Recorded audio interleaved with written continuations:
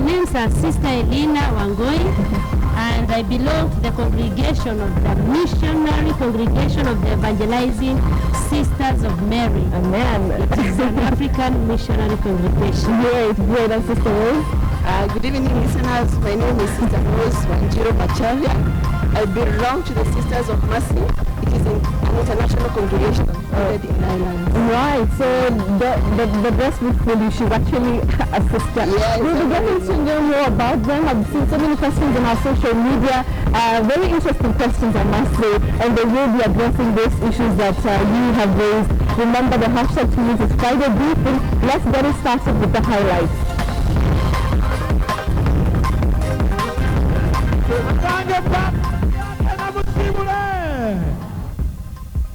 No nos robe a un hermano, no nos robe a un amigo. How do we make it such that fanatical idealism doesn't take us to be robbed of a brother or a sister? Papal appeal, heartfelt messages from the Pope on youth radicalization and tribalism.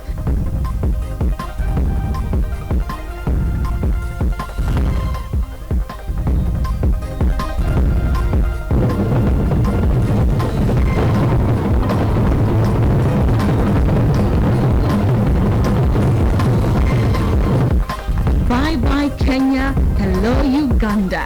Pope begins second leg of Africa tour.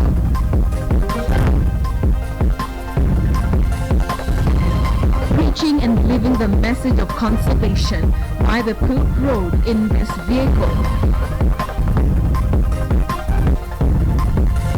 And ICC case against Deputy Presidents William Ruto and Joshua Sang. Why it may not be celebration time yet.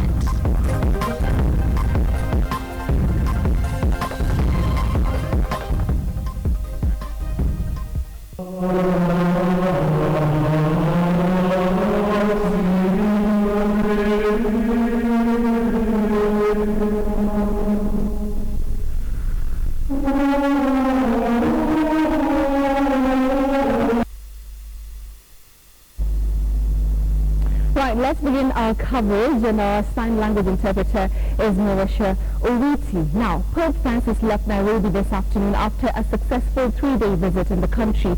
Many will live to remember his words of inspiration to the young and elderly, the rich at heart, and the less fortunate. Millions of people will never forget the challenge he gave each individual about loving and caring for one another despite status quo. Many Christians will forever remain ignited by his leadership and compassion for all. Well, this is our continuing coverage of Pope Francis' African tour, and here at KTN we are still keen, of course, on his travel in the continent, and want to now take you straight to Uganda, where he has just concluded his speech to catechists and teachers there at the Catholic shrine Nyonyo. That is where Pope Francis is currently. He has just finished talking to the catechists and teachers there, of course talking about the message of love, the message of reconciliation, of course things to do with the martyrs, and of course we will be taking you there just a bit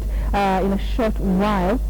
But still, Pope Francis, in his last public meeting in Kenya, he spoke at length about the problems facing Kenyan youth, including causes and effects of radicalization and tribalism, where he urged youth to be prayerful, upright, and enduring in times of challenges. Sharon Mamani reports. Hours before the Pope's arrival at the Safaricom Kasarani Stadium, the venue was full of enthusiastic youth from across the country. Youth eager to hear from Pope Francis, who has over time demonstrated concern for young people. President Uhuru Kenyatta would arrive at the venue first to the cheer of the crowd. The animated stadium would burst into song and dance. A happy day it was for many of them. What a spectacle when President Kenyatta and First Lady Margaret would lead the crowd in dancing to Mugithi. And when the celebration seemed to reach its apex, it got even more animated with the arrival of the Pope. Riding in his Pope-mobile, waving to the young crowd, The moment was surreal to many.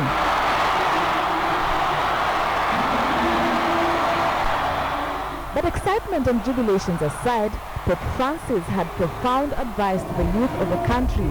The meeting began with a rendition of problems young people face, which were presented by youth representatives.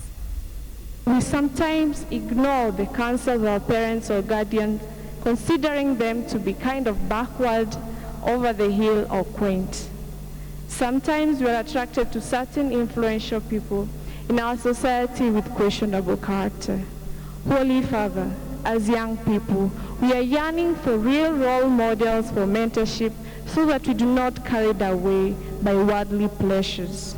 Challenges including effects of corruption, lack of access to education and employment opportunities, drugs and sexual abuse, as well as radicalization were among those raised.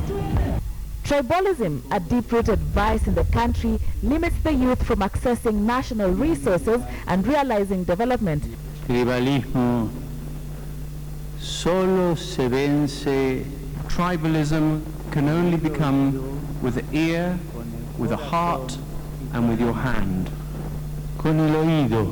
On this issue, Pope Francis urges the country to hold hands and that each person should start by checking themselves. Let's hold hands together. Somos una Let's nación. stand up as a sign against bad tribalism. Todos somos una There have nación. been many reported cases of young people who have been radicalized into militia groups. Oftentimes, these young people are usually in search of livelihoods due to lack of employment and poverty. ¿Qué podemos hacer para hacerlos volver? What can we do after they have been recruited to try and get them to come back? To answer this, we have to ask, why do young people who are full of ideals allow themselves to be radicalized in this way? Y se aparta de su familia, Their family, de sus amigos, their friends, de su tribu, they leave their tribe, de su patria. they leave their country, they leave their lives behind in order to learn how to kill. Y esta es una pregunta. This is a question which you yourselves must pose to all people in authority. His off-the-cuff speech, in which he heartily addressed the crowd, was full of comforting words for the youth, asking them to resort to prayer and to God in times of desperation. What words do you have for those young people who do not experience love from their families? Is it possible to move from such painful experiences? ¿Cómo podemos ver How can we understand that God is our Father? How to see His hand in the tragedies of life? Tunasema asante, asante. And even as he left the stadium on his way out of the country, many will remember, if not everything, nuggets from his message, which had wise counsel not just for the Catholic youth, but indeed all the youth from across religions and nations in the continent. The Pope has challenged the youth to choose to overcome the challenges they face rather than let these challenges overcome them. He has also urged the leaders to create employment and education opportunities as a means of eradicating radicalization. Sharon Momanyi, KTN News at the Kasarani Stadium, Nairobi. Indeed, profound messages from the Pope this morning, and that story there and everything that has been happening in the last couple of days leads us to a big question tonight, and we want to ask you, what exactly will you remember most about the Pope's Kenyan visit? What is it that you will remember most about Pope Francis' visit here in Kenya? We would like to hear your thoughts and comments. The number to text in is 22155, but the hashtag, of course, is your Friday Brief, and keep the messages coming. Now, the Pope also urged Kenyan youth not to succumb to the sweet lure of corruption. The Pope declared that corruption is a path to death, since it cripples development and leads to poverty and suffering. The Pope observed that Kenyans would require individual and collective moral responsibility to fight the vice in order to achieve the desired zero tolerance to corruption.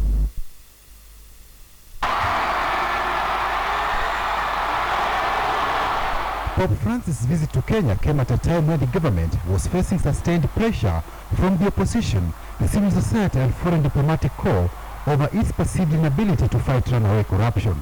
In his welcome address at State House Nairobi on Wednesday, President Uhuru Kenyatta asked for prayers from Pope Francis in the fight against corruption. Your Holiness, like you, as a nation, we want to combat the vices of corruption which sacrifice people and our environment in the pursuit of illegal profit. Indeed, it misdirects resources, sows hatred, and divides our people. And in the hearts of every Kenyan, we know we must win this war, and it falls on me to lead it. And Holy Father, I ask for your prayer. When addressing youth at Kasarani Sports Complex in Nairobi, the Pope urged Christians and Kenyans at large to roll up sleeves and fight graft. If you don't want corruption in your lives, in your hearts, and in your country, start now yourselves. Si no empezamos, tampoco va a empezar el vecino. Because if you don't start, then the person who's beside you won't start. The Pontiff noted that even the Vatican was not free of corruption. Incluso en el Vaticano. Also in the Vatican, hay casos de corrupción. There are cases of corruption. The Pope cautioned the youth not to be tempted by the lifestyles of those who have looted from state coffers or acquired ill-gotten wealth. Corruption is something which eats inside. Es como el azúcar. It's like sugar. Es dulce. Sweet. Nos gusta. We like it. Es fácil. It's easy. So much sugar that we either end up being diabetic or our country ends up being diabetic. The Pope observed that corruption and bribery have destroyed societies. When we accept a bribe, cada vez que aceptamos una coima y la metemos en el bolsillo, we put it in our pockets, destruimos nuestro corazón. We destroy our hearts. Destruimos nuestra personalidad. We destroy our personalities. Y destruimos nuestra patria. And we destroy our country. Don't develop that taste for that sugar which is called corruption. The Pontiff noted that those involved in graft were engaged in a futile exercise. He shared a humorous story of a non-corrupt individual in his home country of Argentina who could not be buried with his entire ill-gotten wealth in a coffin. And here is the Pope's verdict on corruption. What you rob through corruption va a quedar acá, will stay here. Y lo va a usar otro. And someone else will use it. The hearts of many men and women are left wounded by these examples of corruption. Un camino de muerte. Corruption is not a path to life, it's a path to death. President Uhuru Kenyatta earlier this week unveiled a raft of measures which he said would punish the corrupt and ensure corruption does not pay. Patrick Amimo, KTN News. Now, one of the things that Kenyans took immediate notice of as the Pope arrived here on Wednesday was his not-so-flamboyant car. Well, KTN went to find out what is so special about the Honda the Pope used and why he chose that particular car.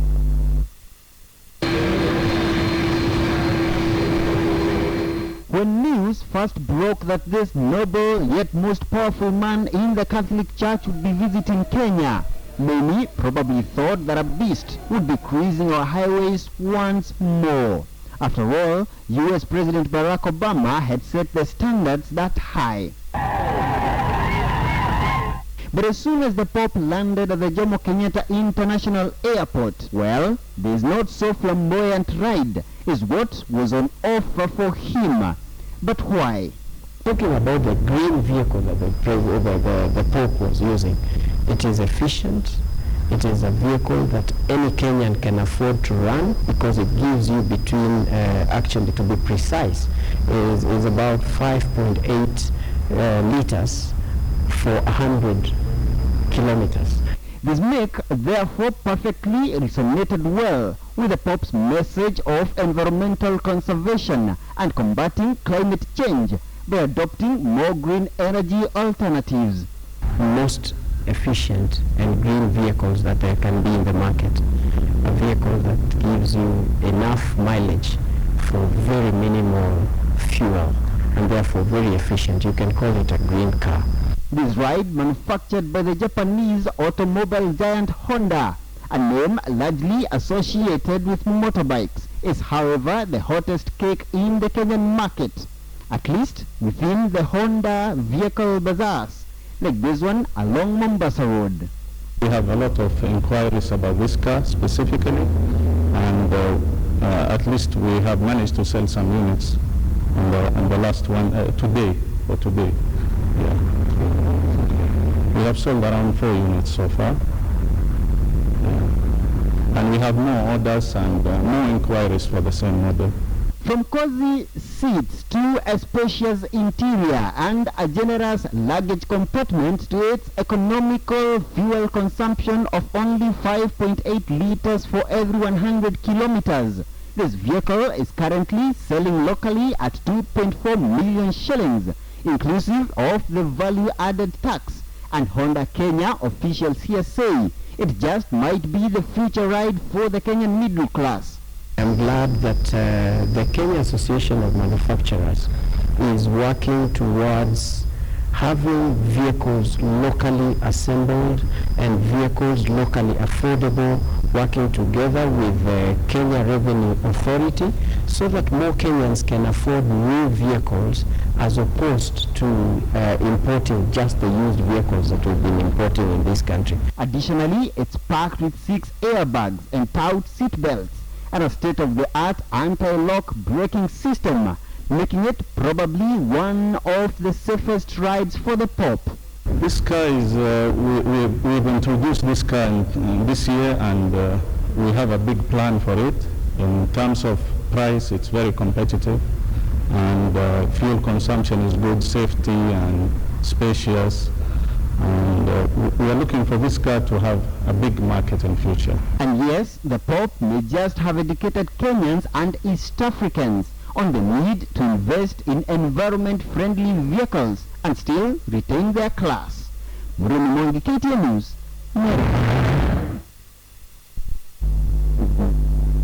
Definitely a good thing for Honda. Now, his visit in Kenya was the longest in the African tour of 3 countries. Well, here now are the most memorable moments of the Kenyan visit.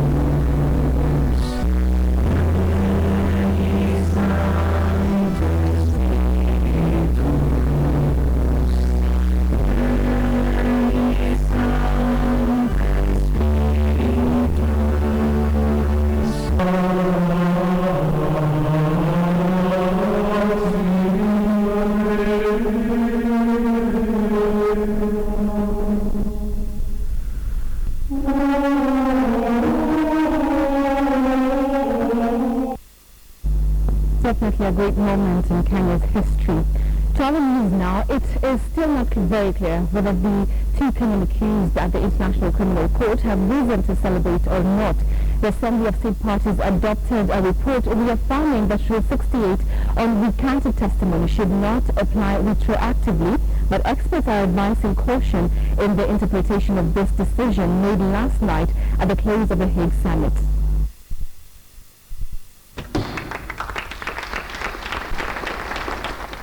The stand of other Assembly of State Parties went well into the dying moments of the meeting, and in the end, Kenya managed to push into the final document the language it wanted, affirming that previously recanted evidence should not be used in ongoing cases at the ICC, and the delegation quickly claimed victory. Tunataka koti na Bensouda itupilie sasa mbali hiyo kesi. We believe that we will only rest when the two Kenyans, namely William Ruto and Joshua Arap Sang, will be brought from this place and be returned back home. Recanted evidence cannot be admitted on the basis of this rule. In spite of the optimism by the government delegation, some lawyers insist there is not a done deal yet. Kenyan advocate Gitobi Manyara tweeted, despite the bravado by the Jubilee team at The Hague, the applicability of Rule 68 remains in the purview of ICC Appeals Chamber. That is because a case is currently pending before the Appeals Chamber challenging the application of the now controversial Rule 68, and the judges may well rule whichever way they choose. Indeed, the Assembly in its statement affirmed the independence of the courts in interpreting the rules of the Rome Statute. In a statement, Amnesty International accused Kenya of attempting to blackmail the Assembly of State Parties to accede to its demands. The statement issued this evening says in part, "It is deplorable that this effort was undertaken to protect a single individual, Kenya's current Deputy President. The attempt by Kenya to interfere with cases before the ICC is shocking." But Nairobi lawyer Dunstan Omari insists that the judges have no choice but to follow the resolution reached in The Hague. There is no case. If the recanted evidence is removed, a mere fact that they went to look for recanted evidence clearly tells you that they are presented before the court is not sufficient. Kenya described her 8-day diplomatic maneuvers at the ASP as a painstaking negotiation process. Foreign Affairs Cabinet Secretary Amina Mohamed saying there was a lot of mistrust amongst state parties, which makes it difficult to pursue a common agenda. Now we believe the negotiations at this assembly have been candid. And after an unnecessarily protracted process, we have been able to clarify what our common intention was at the 12th Assembly of State Parties. I can assure you, Mr. President, that we shall be alive and we shall be alert to everything that will happen in respect to this resolution.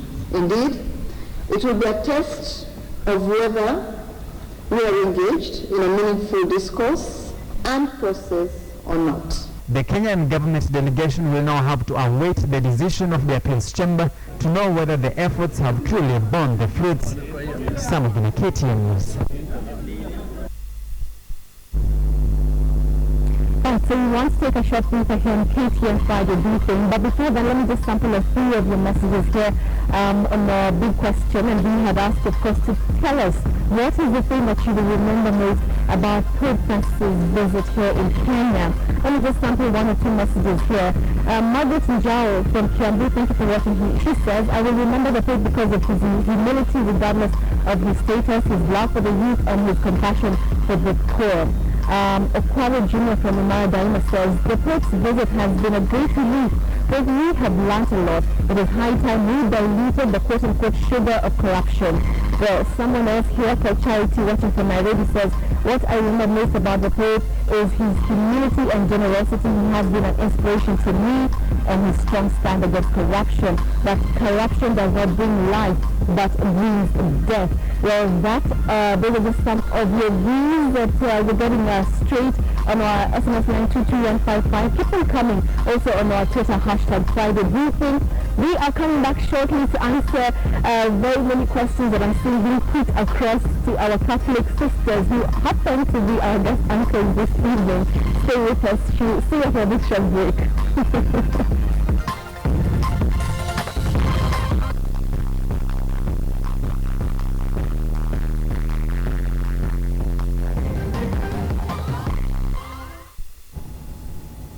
And welcome back to Friday Briefing. Thank you very much for staying with us. It's time for us to get to know our guest uncles a little bit better. And like I mentioned earlier when we started, this is Sister Elena Wangoi. And at the end there is Sister Rose Mashaya. Thank you very much for joining us, ladies. I think where we can start from is, what did the Pope's visit mean to you? Maybe we can start with you, Sister Elena. For me, the Pope's visit was very great. It reminded me first of all of my faith as a Catholic, right, and also as a consecrated woman, right, and much more being that this year is a year of consecrated people. It had a great meaning for me. You'll be telling us more about who consecrated people are. Yes, I will. Sister Rose, tell us more about what was the experience like, seeing him in Kenya for the first time, after 20 years. What was it like for you? For me, it was really exciting. Pope, I had seen him on TV before. I had never seen him live. There is something about him so real. His humility, his simplicity, and the way he's able to reach out to people. Right. Actually, for me, he reminds me of Jesus. Because Jesus walked among the people, and his messages, he didn't necessarily use many words, but he spoke in depth. Yeah. And he spoke very many profound words during his visit.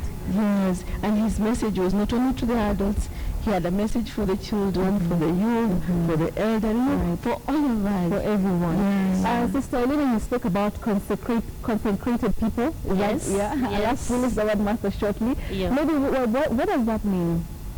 To be consecrated means to be set apart for a purpose. And for the religious people, or for the Catholic Church has set apart some people as consecrated, set apart for the service of God. Right. Therefore, we have the priests. They are in the category of consecrated people. We have religious men and women are in the category of consecrated people. We have also some secular groups of people who are consecrated for particular purpose in the church. Right. Yes. And you to the sisters now, the Catholic sisters as we know them. And when I said that you're coming on the show, so many people had so many questions because they see you, and especially with the Pope's visit, they've been able to see on TV. But there's so many questions about just what does it take to be a Catholic sister. I wanted to do it, but nikashindwa. Sister Rose, maybe you can take us through some of the things that you have to have as a person to be able to be a Catholic sister. Okay. First of all, to be a Catholic sister is a vocation or a call from God. And as Sister Elena just explained, we are consecrated, and this in the Catholic Church is actually built on our baptismal consecration. So as religious men or women, the baptism brought us to church, and then when we take those vows or we become consecrated in the religious life, we deepen our baptism. And therefore, for a person to become a sister, just to answer your question, okay, in the Catholic Church, one requirement, you need to be a Catholic who is baptized, you're receiving your sacrament, you've been confirmed, and then it must be your personal desire. Right. So like depending with different people have realized their vocations at different ages. So there is something that God shows you, this is where I want you to go. Because they say, it's a vocation, so it's answering a call that God has called you. And how do you know that God is calling you? Again, for different people, there can be different signs. But one of the things is that desire to belong to God in a deeper way. This doesn't mean that those who are not religious are not, they don't belong to God. They do, but when you when you become a consecrated person, you are actually set apart, as Sister said, and your agenda is God. Right. Yeah. But you know the interesting thing, and Sister Elena, I want to talk about this, is that most of the times you are, with children and you meet very many people. So what happens to that desire of a human being, and especially a woman, to have children, to raise a family? What happens to that desire? Because at the end of the day, we are humans. Yeah, wow, that's a good question. First of all, we remain human. Yes. And with our humanity of the desire to have our family. But deep in us, as religious, consecrated woman, I'm called to be a mother. And for example, in our congregation, well, we'll talk maybe as we get the questions, when we take our final vows, we are supposed to be called mothers. We are supposed to mother. We're supposed to give to people that motherly love. If I am a teacher, I'm supposed to show that love to those I'm teaching. If I'm a social worker working with the people, I'm supposed to show that motherly love. So that is how we get it. Otherwise, we remain human, and we're supposed to show our humanity in a deeper way to those whom we serve.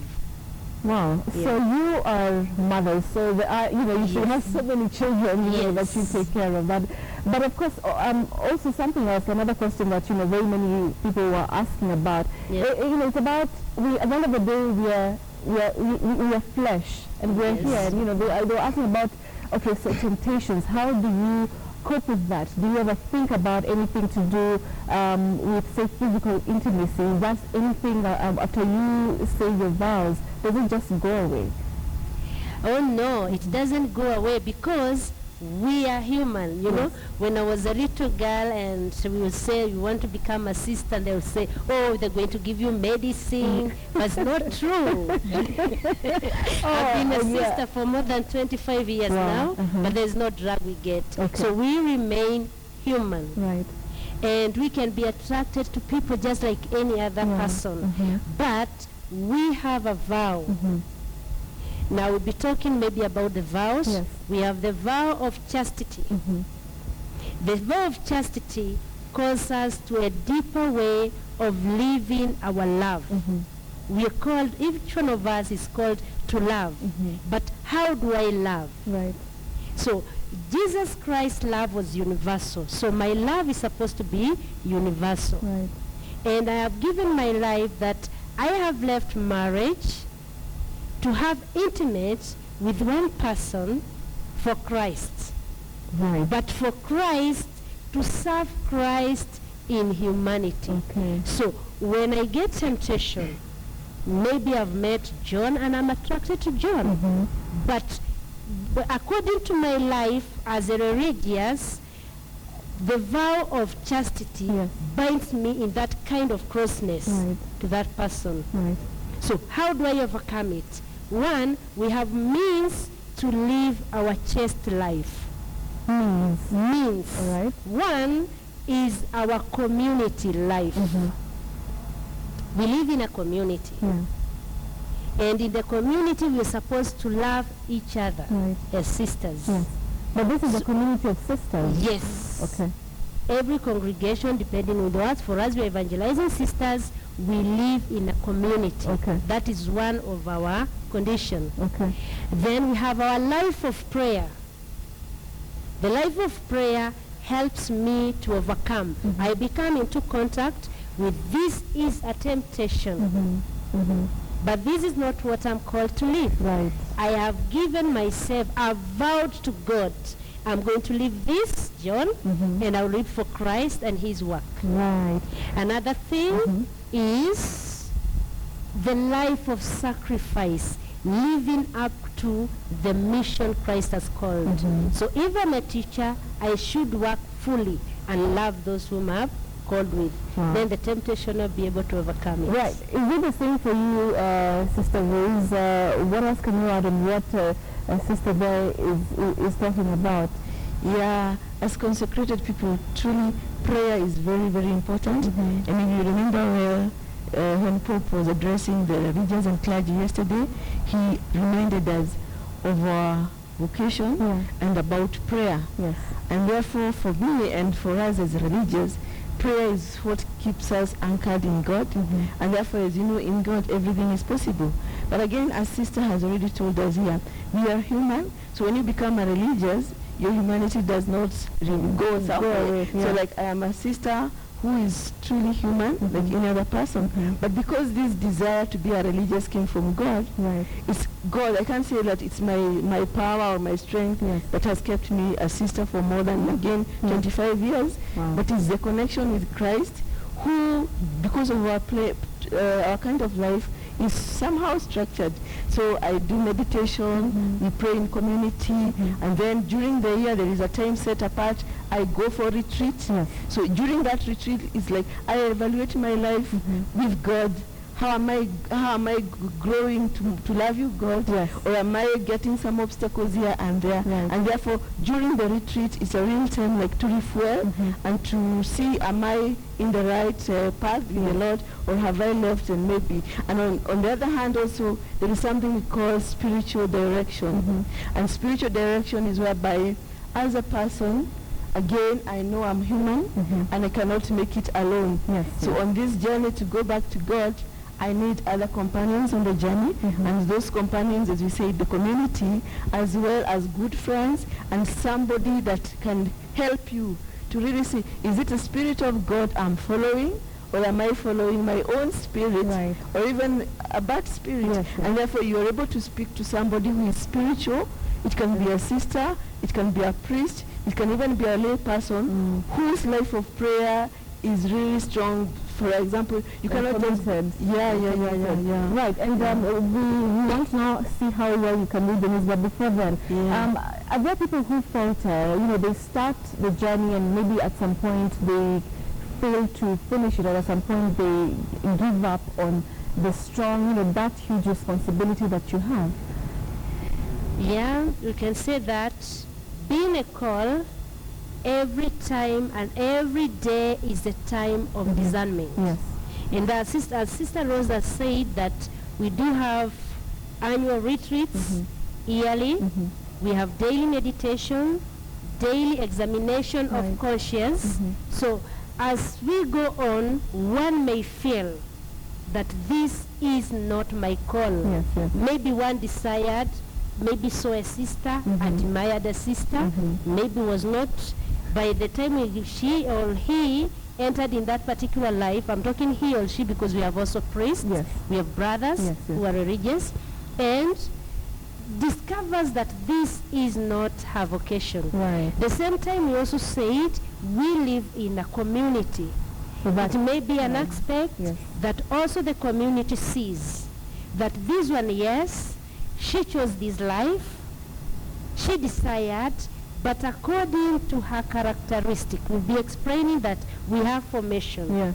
That due to this formation and the direction of our religious life, this life is not fit for this person. And we will be talking a bit more about that, but for now I want us to just go quickly and just see how well you do in news anchoring, but we'll get of course back to this very interesting conversation.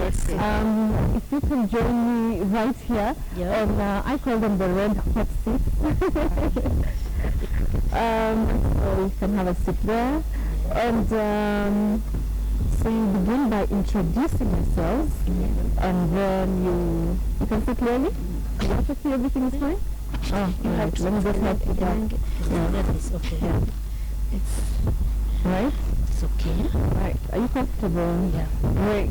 This is very interesting. Okay, so I want you to introduce yourselves. This is the camera that you will be using. Yeah, so and then take it away. Okay. Are you ready? Let's go. For the news. Okay, my name's Sister Elena Wangoi, Evangelizing Sisters of Mary, a missionary congregation. And I am Sister Rose Macharia. I belong to the congregation of the Sisters of Mercy. And as I said before, we are an international congregation, therefore we work in Kenya, and in many other countries. No. Now to the side slides of the last public event led by the Pope in Nairobi. Drama ensued as Kenya National Youth Service recruits, in their pursuit of a suspected thief, mistakenly cornered and thoroughly beat up a student before realizing their mistake. Stanley Bichu captured everything on tape.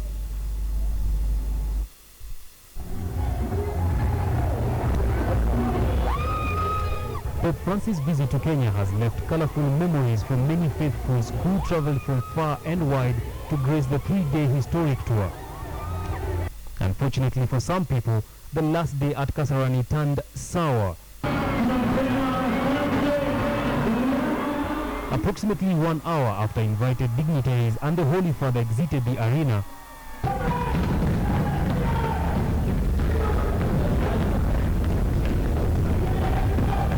a group of NYS and GSU recruits were hot in pursuit of someone believed to have stolen a phone from this young lady.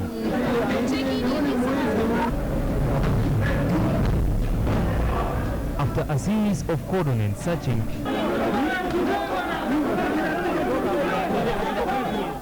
this student was mistakenly trapped in the midst of confusion and merciless beating before being released. Umetolewa choo lakini hukumechukua. Wapi huyo jamaa mko naye wa scout? Huko naye. Sasa wewe si jamaa bana, usije aende zake. Hadi si jamaa. Innocently stained in blood and hurting from bruises. Having discovered the damage caused, the recruits tried to stop me from filming.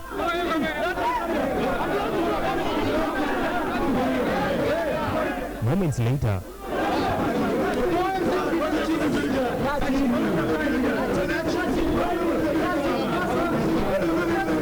this young man alleged to be the real suspect was identified by the victim. At first, he vehemently denied having done anything wrong.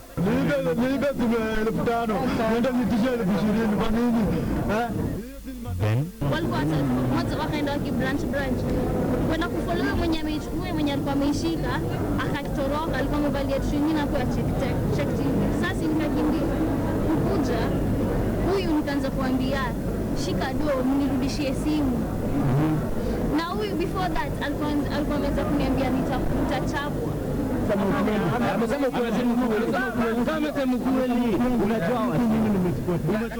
In the twists and turns of events, these recruits who used excessive force on this man and the student left the matter unresolved.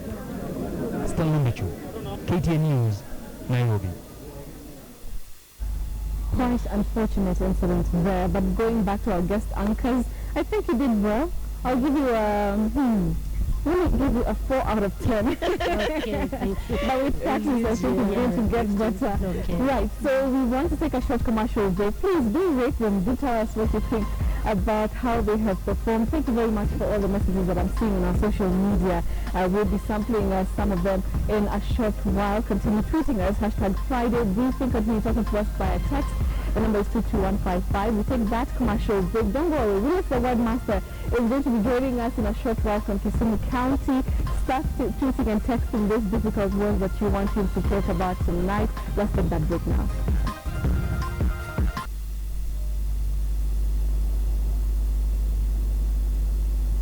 Now, let's take a look at business. An investment firm, Stanlib, has raised 3.6 billion shillings through its real estate investment trust as it seeks to pull funds to invest in the country's real estate sector. Stanlib had initially targeted to raise 12.5 billion shillings but gave 2.6 billion shillings as what it would consider a successful issue. KTN's Michael Karanja has the details. As the country's first real estate investment trust, there was high optimism that the investment tool would change the way investors look to invest in the real estate sector. Being the first of its kind, the bar was set high with Stanlib Investments seeking as much as 12.5 billion shillings from the debut rate. However, early on there were signs that not all investors were familiar with the investment tool. The rate went on sale on October 22nd and was supposed to close on November 12th, but was extended by 1 week after Stanlib asked for more time in response to investor queries. It was at this point that the issuer set a more attainable target of 2.6 billion shillings as a successful threshold. And that target was exceeded on Thursday when Stanlib announced it had raised 3.6 billion shillings through its Fahari income rate. Majority of the buyers were regional institutional investors who accounted for 2.1 billion shillings of the offer. Retail investors, on the other hand, took up 617 million shillings, while foreign investors took up the remaining 899 million shillings of the offer. Among the investors in Stanlib's income rate include the International Finance Corporation that invested 1.5 billion shillings. Among the properties Stanlib has lined up to buy include the Greenspan Mall in Durham, valued at 2 billion shillings. According to Stanlib, investors are poised to get a minimum annual return of 14% of rental income from properties.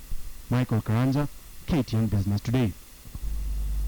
The Kenya Revenue Authority and the Kenya Bureau of Standards have given importers up to the 1st of December 2015 to conform to new pre-shipment inspection requirements or risk having their goods locked out.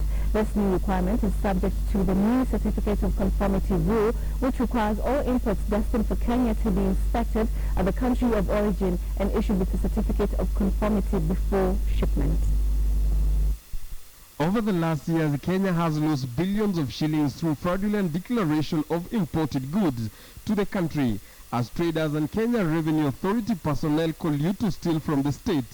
But with the new introduction of the new pre-shipment inspection requirements by the taxman and the Kenya Bureau of Standards, the loophole is expected to be sealed, boosting revenue collections. In an advertisement in the dailies, the two agencies attributed the new directives to key concerns including cargo misdeclaration and undervaluation, and that no cargo shall be allowed entry into Kenya without the fulfillment of the Certificate of Conformity requirements. Presentation of certificates of conformity shall be a mandatory requirement to facilitate clearance of imports. Cargo shipped prior to November 30th and not accompanied with a certificate of conformity will however be cleared, as it will be considered to have already been en route to Kenya by the time of issuance of these new rules. The directive comes as the government moves to reduce tax losses at Kenya's entry points and dumping of substandard and counterfeit goods. KRA is counting on these new measures to cover tax loopholes which have denied it VAT on imports, import declaration fees, and the Railway Development Levy. Philip Ketan, KTN Business. Electricity distributor Kenya Power is seeking shareholder approval to set up a subsidiary to venture into the telecommunications sector. The subsidiary under the banner Kenya Power International Limited is expected to oversee the firm's telecoms business, which includes a fiber optic network land across the country. Kenya Power has fixed over 1,800 kilometers of fiber optics along its high voltage power lines. The state-owned utility firm earned 259.4 million shillings in revenue in the year ended June from leasing out extra capacity on its fiber optic network. An income line it now intends to grow to 1 billion shillings by 2017. Current customers include Safaricom, Liquid Telecom, Jamii Telecommunications, Wananchi Group and Airtel. Kenya Power International will also oversee the elevation of the Kenya Power's Institute of Energy Studies and Research, which is located in Waraka, into a regional power training hub.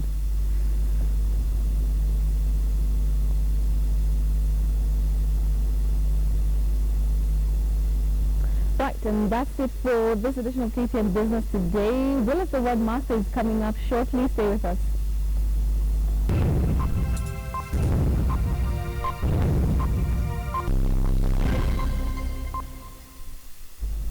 And it's that time that we learn the correct pronunciations of different words. Do we say PayPal or PayPal?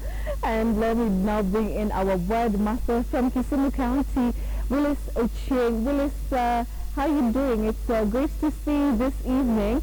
Did you claim your miracle from the Pope? Well, Betty, what makes me very happy after the Pope's visit to Kenya is the fact that he reminded us of how bad it is to be corrupt. And he also displayed the essence or the importance of simplicity, among others. Importance. I like how you say that, Willis. Let's quickly move on to our word on the street tonight, Willis.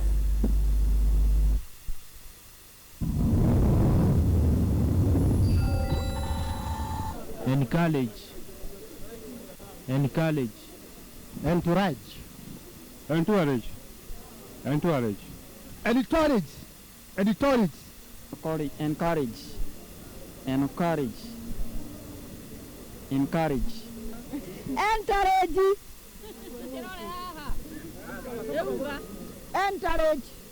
encourage, encourage, encourage, encourage, encourage, encourage, encourage, encourage, encourage, encourage, encourage. endorate, endorate, endorate, Encourage. Encourage. Encourage. Encourage. Encourage. Encourage. Encourage. Encourage. encourage, encourage, encourage, encourage, insurance, insurance, insurance, encourage, encourage, encourage, encourage, encourage, encourage, encourage, encourage, encourage.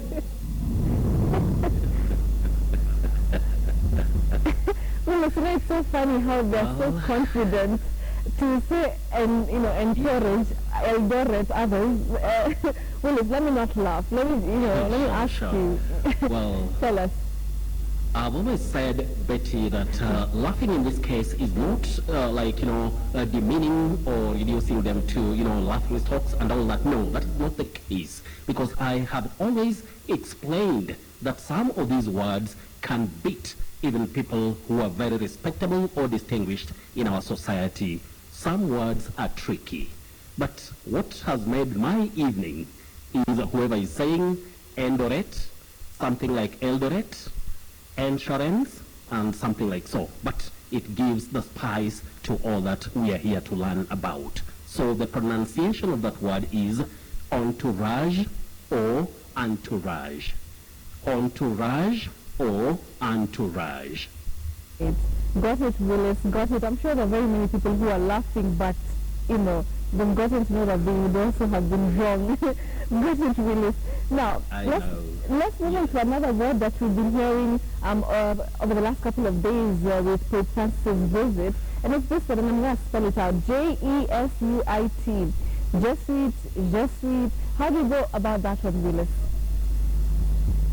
Oh, that word we say Jesuit, Jesuit. We don't say Jesuit, not Jesuit, Jesuit. No, we avoid those and say Jesuit. You're talking about the Society of Jesus, and when we're talking of the Roman Catholic Society of Priests. Praise Willis, I don't want to try and pronounce it. That's a serious surprise. Jesuit. Jesuit. Yes. Got it, Willis. Wow. Okay, so that's a surprise. Let's move on to another one, and I'm also going to spell it out. M-A-R-T-Y-R. Mataya, Mataya, Mata. How do you go about that one?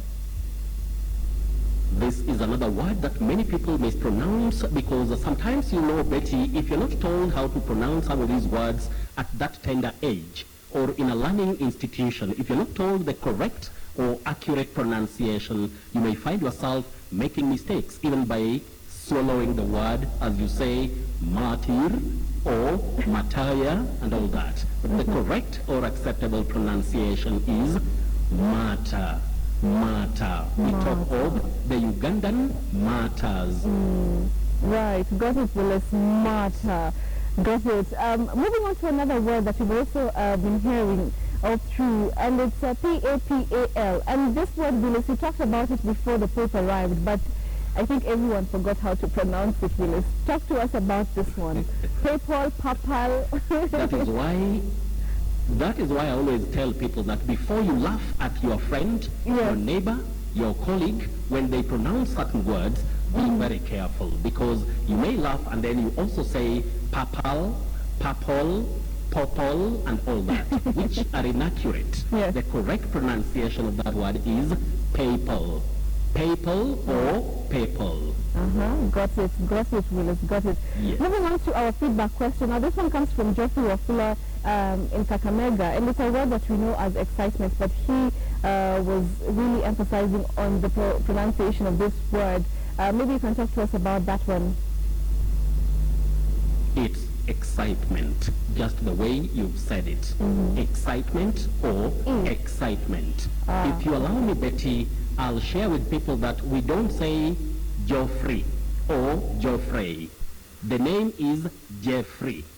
Jeffrey, not Geoffrey, the way we commonly say locally. That is really so. I'm also learning very serious stuff here. All right, Willis, let's move on to... No problem, it's normal. Yes, yes. Willis, let's take a look at, do you have any other surprise word? You talked to us about Jesuit. Is there any other word, Willis? Well, I'm carrying the word here. When you look at this word, you'll find yourself saying covet. Covet, very common locally. But this word is pronounced as covet, to covet. That is to want something very much, to covet something, not covet. Just like we say to cover something, cover, not cover. So letter O takes what we call the mid-central vowel sound cover, covet, covet. What? So we should avoid covet. Oh, covet, not covet. Okay, so that's a serious one. Betty, are we together? Yes, I know many people say covet, but please, we should know that it's covet, to covet, coveters. Right. Then finally, Betty, the tricky words. You must have heard people talking of a clique of politicians, a clique. When you say clique, what you're talking about is the word below, C-L-I-C-K, to click something or to come up with such an action. Willis has clicked, to click. That is the lower word. But the upper word, we say clique, a clique of politicians, a clique of people who are doing this and that. So we should know the upper one is clique, the lower word is click. So, there you are. Right, Willis, that was a serious lesson tonight. Martha, Jesuit, and covet. That's a surprise, Willis. Thank you so much, Willis, for tonight's lesson. Anyway, they can always be in touch or reach me on Twitter, and as usual, I say it's Willis Ochieng 1 at Willis Ochieng 1. Right. Otherwise, see you next week. See you next week, God willing. Thank you so much, Willis, the wordmaster, coming to us live from Kisumu County, teaching us this difficult pronunciation, sometimes tricky, like the martyr, and also covet and not covet. Right, you can always get him right here on hashtag Friday Briefing. Let's take a short commercial break. Sports News is coming up next.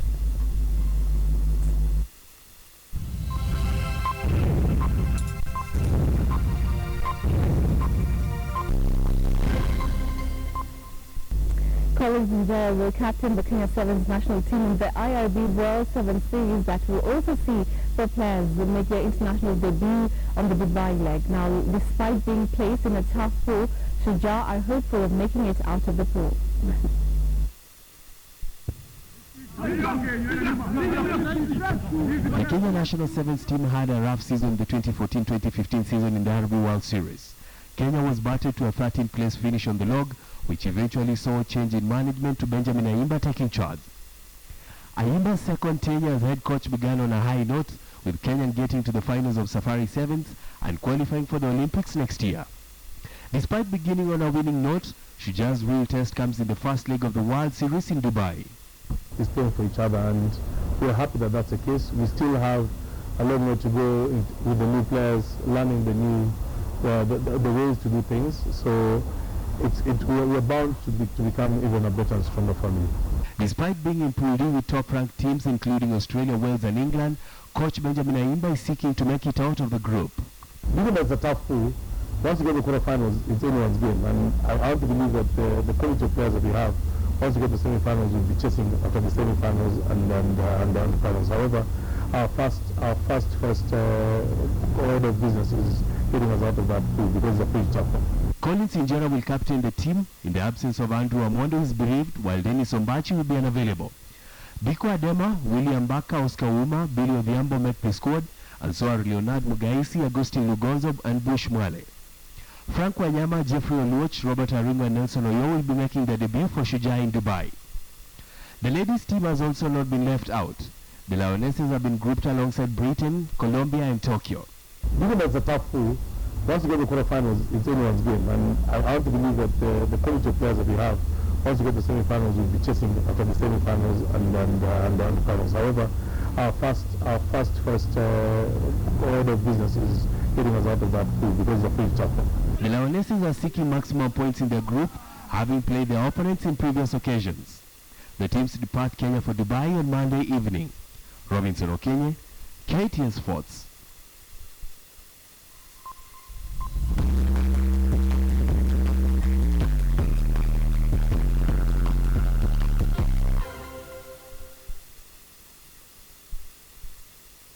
KTN Weather in association with Mountain Dew.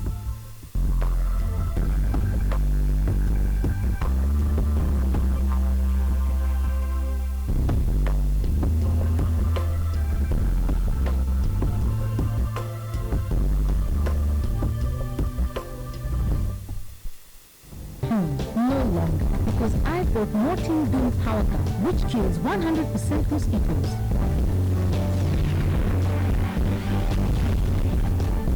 Mountain Dew Power Guard kills 100% mosquitoes. Right, so they say good things have to come to an end, and therefore we have almost come to the end of KTN Friday briefing. Thank you very much for staying with us. We still have Sister Elena and Sister Rose. I think from the feedback, I think that the best way to end it is maybe from each of you. What is the one thing that you would want people to understand about the calling of sisterhood? I'll start with you, Sister Elena. Okay. It is important, first of all, for people to understand sisterhood is a call and is not a profession. Right. And it is an inner call, an inner desire. And at first you may not be able to understand it. So you always need somebody to help you. Because the first, you may have a desire, I would like to be like Sister Elena and I dress like Sister Elena, or I like to dress like Sister Rose. But that dressing is not all about religious life. You need, there's deeper. Another one would like, oh, I like to do what the sister nurse is doing there in the hospital. Oh, I want to be like my teacher. So it's a call which people need to discern. So we need to listen in our life of prayer, to listen to what does God want me to be, to do. Whom does God want me to be? And how can I live my baptism to the full? That's it. Sister Rose, anything else that you want to add on that? Yeah, to be a sister again, it's about being a woman of God, a woman of prayer, and a woman of people of God. And as we have been saying in the last few days, Pope Francis has really reminded us what we are called to be, cheerful givers. Because it's a call, you know, something we didn't say, nobody can be forced to become a sister. It must be your desire and your choice. So even before we make our vows, as you saw, we have our links. It means we are interviewing and actually we ask, does anybody coerce you? Is it your own desire to respond to God's call? And therefore, because it's my own desire, I am actually called to bring people closer to God. And you know, as we told you about our life, we have plenty of time to pray. We have so many other helps, like during formation. So we have a lot that we get. And I know one thing also Pope said, like, the more you're given, the more you'll be asked. So with our life close to God, it's not that we are better than anybody else, but the thing is, we've got opportunity, we've got time to pray, because when we don't go for marriage, we become free for God. Free for God. Yes. And therefore ours is that free for God. Yes. Give cheerfully, and if possible, bring people closer to God. To God. Amen. Yeah. Amen. Thank you very much, Sister Elena and Sister Rose, for your time. It has been so amazing having you and teaching us a thing or two about, being a sister and what it takes. Thank you so much. And also thank you so much at home for watching us. This is KTN Friday Briefing. See you again next week, God willing. Have a lovely weekend. My name is Okari.